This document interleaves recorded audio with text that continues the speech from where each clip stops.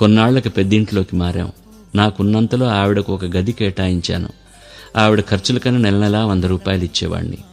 ఒరేయ్, ధరలు పెరిగాయి, జీతం భత్యం పెంచు అందోసారి. అవేం మాటలమ్మా అని నవ్వేసి 200 ఇచ్చేవాణ్ణి.